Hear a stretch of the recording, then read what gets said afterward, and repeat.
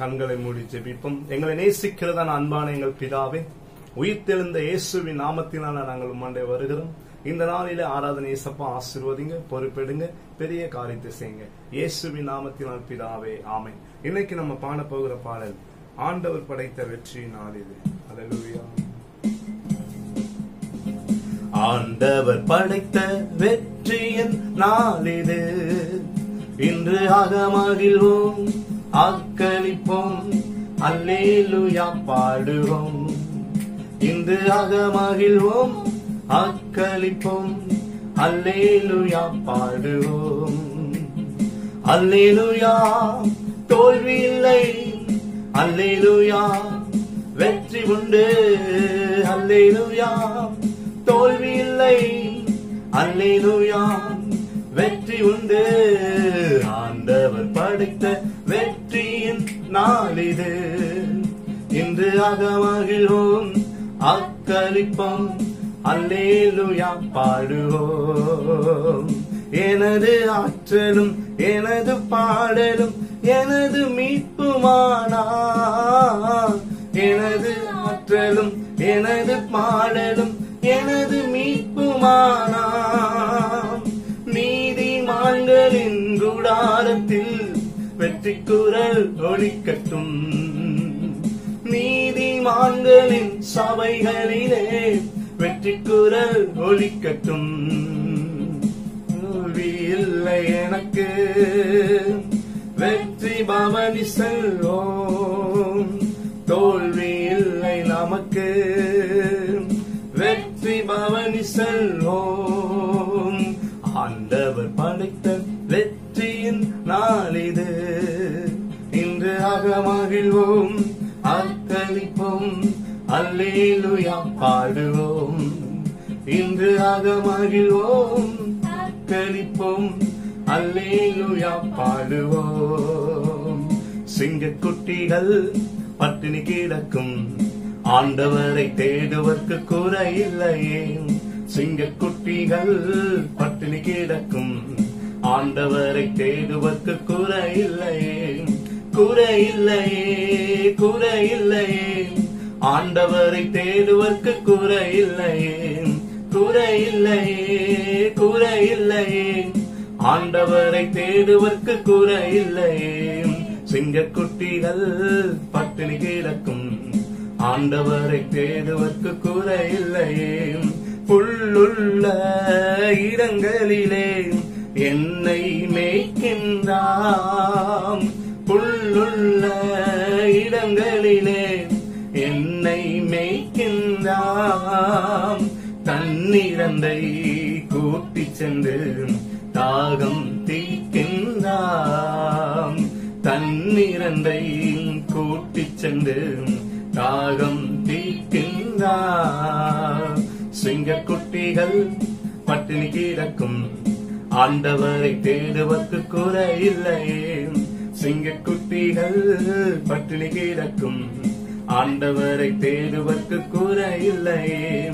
ஆத்துமாவை தேற்றுகின்றார், ஆவி பொழிகின்றார்.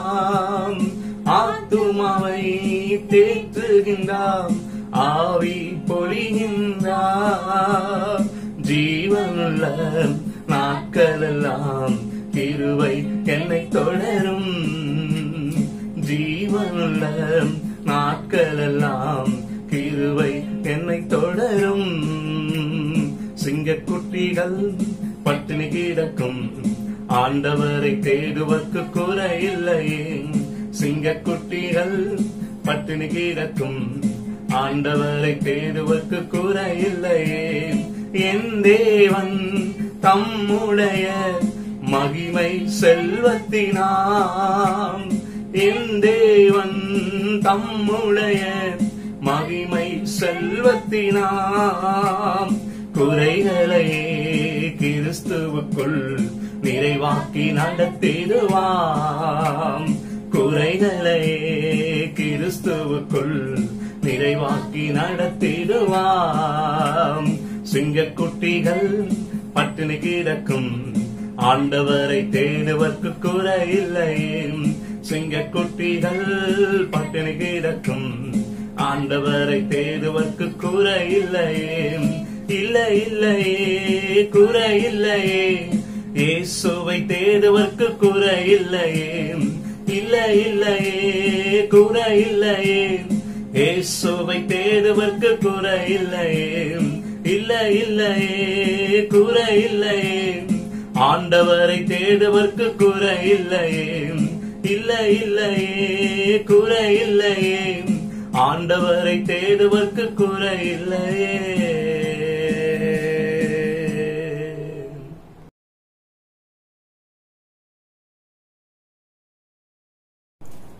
கண்களை மூடி செபிப்போம். எங்களை நேசிக்கிறதான அன்பான எங்கள் பிதாவே, உயிர்த்தெழுந்த இயேசுவின் நாமத்தினால் நாங்கள் மண்டை வருகிறோம். இந்த நாளில தேவனாகிய கர்த்தர் எங்களோடு பேசுங்க, எங்களோடு இடைப்படுங்க. பாடல் வாயிலாக இடைப்பட்ட தேவன், உடைய வார்த்தையின் வாயிலாக தேவன் இடைப்படும். இயேசுவின் நாமத்தினால் பிதாவே, ஆமென். 34ஆம் சங்கீதம் 10ஆம் வசனத்தை வாசிப்போம். சிங்க குட்டிகள் தாழ்ச்சி அடைந்து பட்டினியா இருக்கும், கர்த்தரை தேடுகிறவர்களுக்கோ ஒரு நன்மையும் குறைவுபடாது. சிங்க குட்டிகள் தாழ்ச்சி அடைந்து பட்டினியா இருக்கும், கர்த்தரை தேடுவதற்கோ ஒரு நன்மையும் குறைபடாது. சிங்கம் காட்டுக்கே ராஜா என்று அநேகர் சொல்வது வழக்கம். நாமும் சிறு பிள்ளைகளுக்கு சிறு சிறு சிங்க கதைகளை சொல்வது வழக்கம். சிங்கம் காட்டுக்கே ராஜாவா இருந்தாலும் அது தன் பசியை ஆற்றிக்கொள்ள இறைச்சியை தேடி அலைந்து திரியும். இறைச்சியை தேடி அலைந்து திரியும் போது அதற்கு உணவு கிடைக்காத பட்சத்திலே ஒரு குகைக்குள் போகும். குகைக்குள் போய் கெர்ச்சிக்கிற ஒரு தொனியை எழுப்பும். கெர்ச்சிக்கிற தொனியை எழுப்பும் போது மற்ற மிருகங்கள் பயந்து நடுங்கி ஒளிந்து கொள்ள போகும். ஒளிந்து கொள்ள போகும்போது அந்த மிருகங்களில் சில மிருகங்கள் குகைக்குள்ள போகும். எந்த குகைக்குள்ள? சிங்கம் இருக்கிறது என்று தெரியாமல் சிங்கம் இருக்கிற குகைக்குள்ளே போய் சிங்கத்திடத்திலே மாட்டிக்கொள்ளும். அப்படி மாட்டிக்கொள்ளும் போது சிங்கம் அடித்து புசித்து தன் பசியை ஆற்றிக்கொள்ளும். அந்த சிங்கமே பட்டினியா இருந்தாலும் கர்த்தரை தேடுபவர்களுக்கு ஒரு நன்மையும் குறைபடாது என்று வேதம் சொல்லுகிறது. கர்த்தரை தேடுபவர்களுக்கு ஒரு நன்மையும் குறைபடாது. சிலர் ஆவிக்குரியவர்கள், நான் கஷ்டப்படுகிறேனே என்று சொல்லி சுய பிரயோஜனத்தை என்ன பண்றாங்க? தேடுகிறார்கள். சுய பிரயோஜனத்தை நாடுகிறார்கள். 1 கொரிந்தியர் 10:24 சொல்லுகிறது, தன் சுய பிரயோஜனத்தை தேடாமல் சுயமாகவே என்ன பண்ணுவாங்க? சிந்திப்பார்கள். சுயமாகவே சிலர் வாழ்கிறது உண்டு. சுயமா பிரயாசப்பட்டு தோல்வியை பார்ப்பார்கள். எடுக்கிற முடிவில், எடுத்த காரியத்தில் வெற்றி கிடைக்காத பட்சத்தில் சோர்ந்து போய் விடுவார்கள். விசுவாசத்திலே தளர்ந்து போய் விடுவார்கள். காரணம், நாம் எடுத்த முடிவிலே, நாம் பிரயாசப்படுகிற இந்த காரியத்திலே தேவனுடைய சித்தம் இருக்கிறதா? தேவனுக்கு இது நோக்கமா? தேவனுக்கு விருப்பமா? தேவனுக்கு பிரியமா என்று யோசிக்காமல் செயல்படும் போது தோல்வியை பார்ப்பார்கள். ஆனால் கொலோசியர் 3:1 இப்படியாய் சொல்லுகிறது, மேலானவைகளை தேடுங்கள். கிறிஸ்து தேவனுடைய வலது பட்சத்தில் வீட்டிற்கும் இடத்தில் உள்ள மேலானவைகளை தேடுங்கள். அதே கொலோசியர் 3:2 சொல்லுகிறது, பூமியில் உள்ளவைகளை அல்ல, மேலானவைகளை நாடுங்கள். மேலானவைகளை நாடுங்கள், பூமியில் உள்ளவைகள் அல்ல. பூமியில் உள்ளவைகள் என்று சொன்னால் பூமியின் ஆசீர்வாதம் நான் வேண்டான்னு சொல்லல.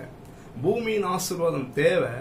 அந்த பூமியின் ஆசீர்வாதத்துக்கு நம்ம பிரயாசப்படும் போது, அந்த பூமியின் ஆசீர்வாதத்துக்கு நம்ம பிரயாசப்படுகிறோமே, நம்ம மூவ் பண்ணுகிறோமே, அந்த மூவிங்கள் எல்லாவற்றிலுமே, நாம் பிரயாசப்படுகிற எல்லாவற்றிலுமே தேவனுடைய சித்தம் இருக்கிறதா நாம் என்ன பண்ணணும்? யோசிக்க வேண்டும். தேவனுடைய சித்தம் இருக்குமானால் அவர் தாமே எண்ணில் அடங்காத ஆசீர்வாதத்தை தேவன் நமக்கு கொடுக்க வல்லவராக இருக்கிறார். கீழானவைகள் அல்ல, மேலானவைகளை தேட வேண்டும்.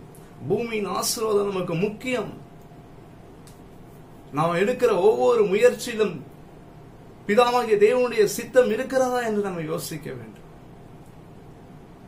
அப்படி யோசிக்கும் போது, யோசித்து செயல்படும் போது கர்த்தர் அளவு கடந்து நம்மளை ஆசீர்வதிக்க வல்லவராய் இருக்கிறார். உபாகமம் 4:29 சொல்லுகிறது, உன் முழு இருதயத்தோடும் உன் முழு ஆத்மாவோடும் அவரை தேடும் போது அவரை கண்டடைவா என்று சொல்லுகிறது.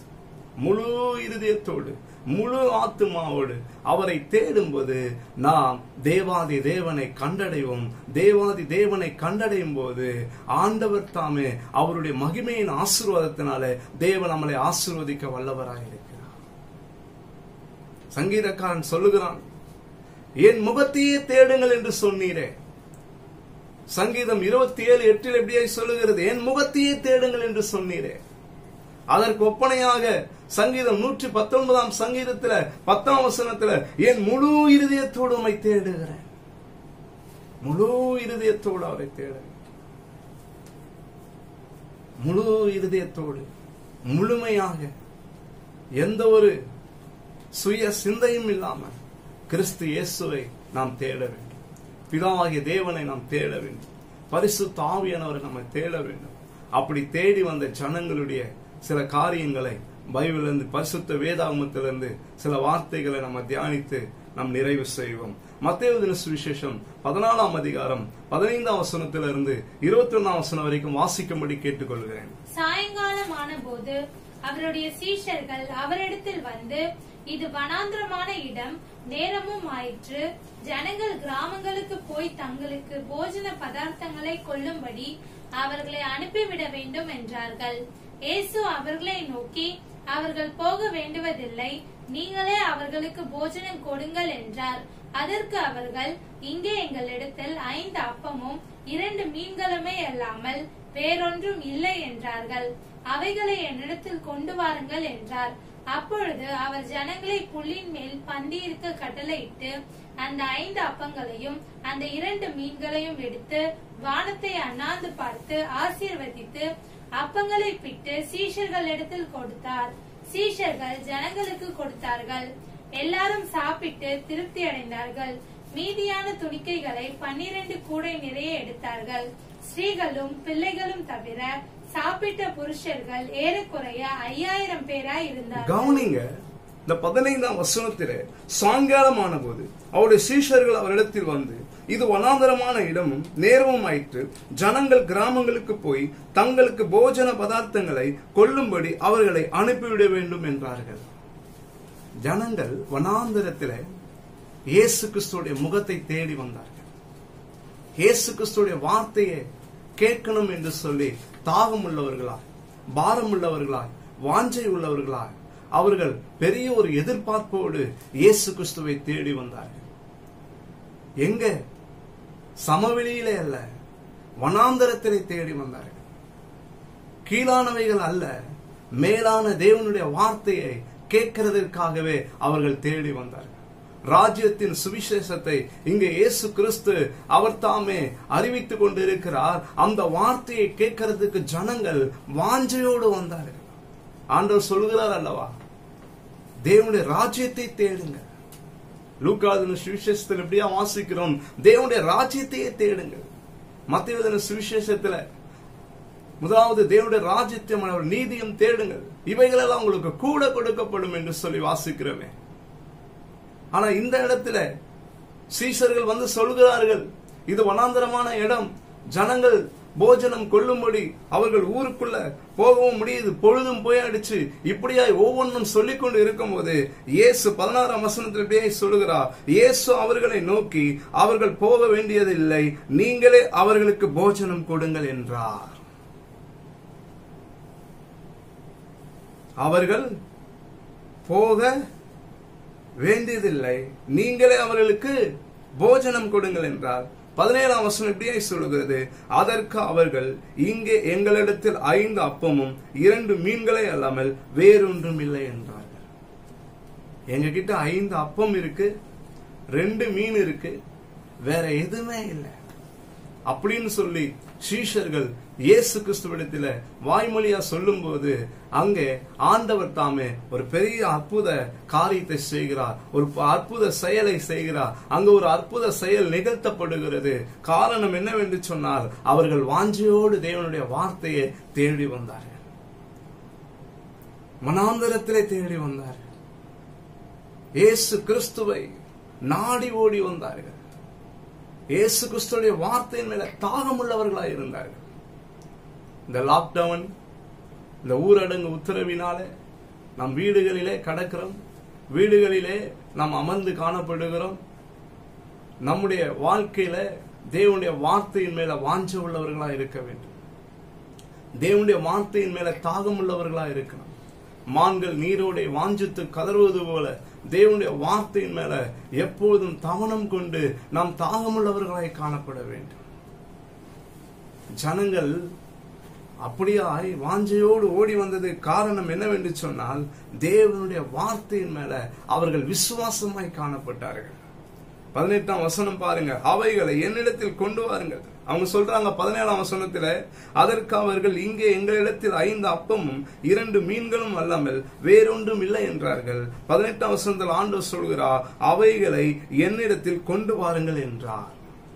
19ஆம் வசனத்திலே, அப்பொழுது அவர் ஜனங்களை புல்லின் மேல் பந்திருக்க கட்டளையிட்டு அந்த 5 அப்பங்களையும் அந்த 2 மீன்களையும் எடுத்து வானத்தை அண்ணாந்து பார்த்து ஆசீர்வதித்து அப்பங்களை பிட்டு சீஷர்களிடத்தில் கொடுத்தார். சீஷர்கள் ஜனங்களுக்கு கொடுத்தார்கள்.